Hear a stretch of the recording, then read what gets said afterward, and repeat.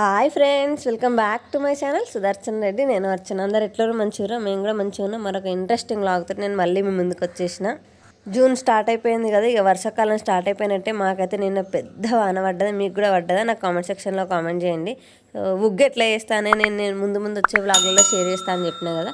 ఉగ్గు రెసిపీ కూడా నేను ఎన్ని పప్పులు వేసి చేస్తాను, అదే ఈ వీడియో. దానికోసానికే ఒక టేబుల్ స్పూన్ అన్ని పల్లీలు అండ్ పెసర్లు విడివిడిగా తీసుకొని 2 సార్లు మంచిగా కడిగి నానబెట్టేసుకుంటున్నా. యాక్చువల్లీ పల్లీలు అయితే నేను ఇప్పుడే తీసుకున్నా. పెద్ద పాపకు పల్లీలు వేయకపోతుంటే నేను ఇప్పుడే చేస్తున్నా.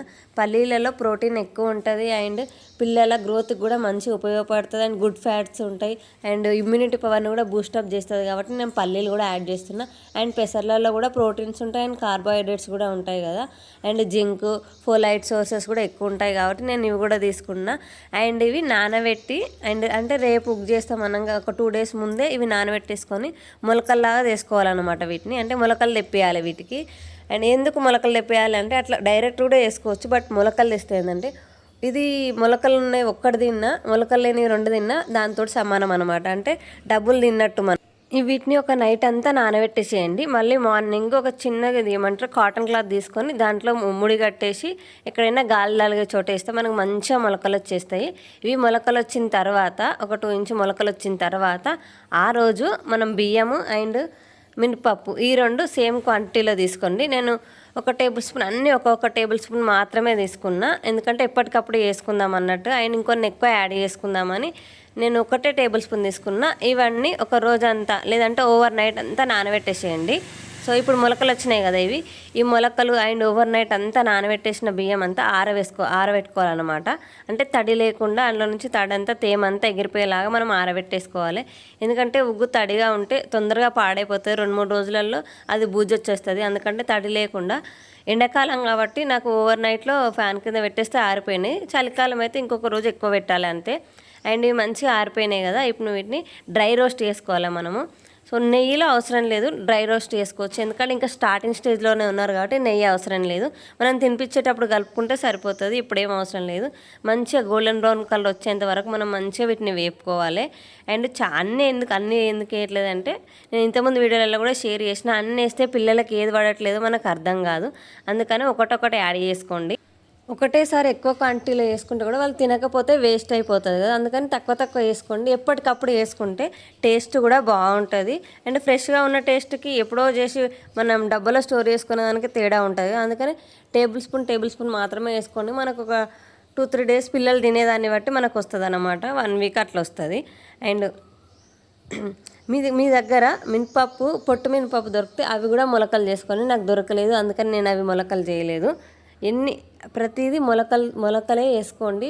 డ్రైగా ఊరికే నానబెట్టి వేయకండి. మొలకలు వేసుకుంటే ఏంటంటే మంచి బలం వస్తుంది అండ్ అంటే చనిపోయిన దానికి ప్రాణం తెచ్చినట్టు అన్నమాట మొలకలు తింటే.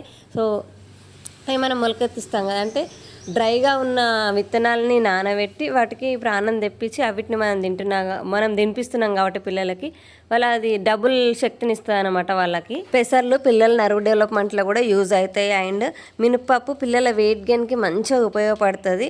ఇందులో fibre, protein, iron, calcium, magnesium అన్నీ ఉంటాయి మనకు. అండ్ బియ్యంలో కూడా కార్బోహైడ్రేట్స్ ఉంటాయి పిల్లలకి ఎనర్జీ ఇవ్వడానికి. అందుకని నేను రైస్ కూడా వేసిన. మీ దగ్గర ఏమంటారు ఉప్పుడు బియ్యం అంటారు, మీకు తెలుసా? అంటే దంపుడు బియ్యం, ఉప్పుడు బియ్యం అంటారు కదా, అవి ఉంటే అవి తీసుకోండి.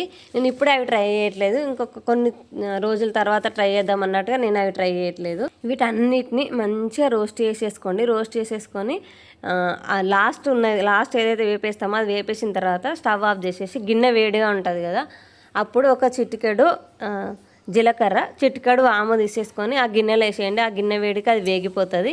ఇప్పుడు అన్నిటిని తీసుకొని మెత్తగా ఫైన్ పేస్ట్లా వేసుకోండి. ఎంత మెత్తగా చేయాలంటే లైక్ పౌడర్ లాగా చేయాలి. అంత మెత్తగా వేసేసి ఒక ఎయిర్టైట్ బాక్స్లో వేసేసి పెట్టేసుకోండి.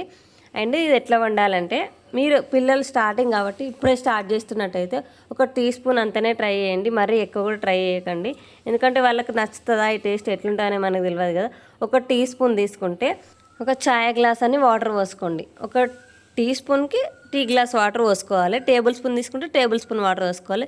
కొంచెం ఒక్కటే రవ్వ ఉప్పు వేయండి, ఏదో అట్లా కొంచానికి. అండ్ లమ్స్ లేకుండా ముందే వాటర్ పోసేసుకొని ఆ పౌడర్లో మంచిగా కలిపేసుకుంటే మనకి లోపల ఉండలు కట్టకుండా అండ్ ఉడకకుండా ఉంటుంది అనమాట. ఒక్కటి కూడా ఉడకకుండా ఉంటే అంటే ఉండలు కట్టినట్టుగా ఉంటే పిల్లలకు కడుపున వస్తుంది. అందుకనే మంచిగా ఉడికించుకోండి. ఎంత మంచిగా ఉడికితే అంత ఈజీగా డైజెస్ట్ అవుతాయి పిల్లలకి. అండ్ మొలకలు కాబట్టి ఫాస్ట్గానే డైజెస్ట్ అయిపోతే ఎనర్జీ కూడా ఇన్స్టాంట్గా వస్తుంది పిల్లలకి. అండ్ మీ పిల్లలు ఏ కన్సిస్టెన్సీలో తింటారో, స్టార్టింగ్ స్టేజ్ అయితే కొంచెం లిక్విడ్ లాగా చేసుకోండి. కొద్దిగా 2-3 నెలలు అయింది స్టార్ట్ చేసి అంటే కొంచెం గట్టిగా చేసేసుకోండి. సో మా పాప అయితే నచ్చింది, ఆమెకి మంచిగా ఎంజాయ్ చేస్తుంది తన ఉగ్గునైతే.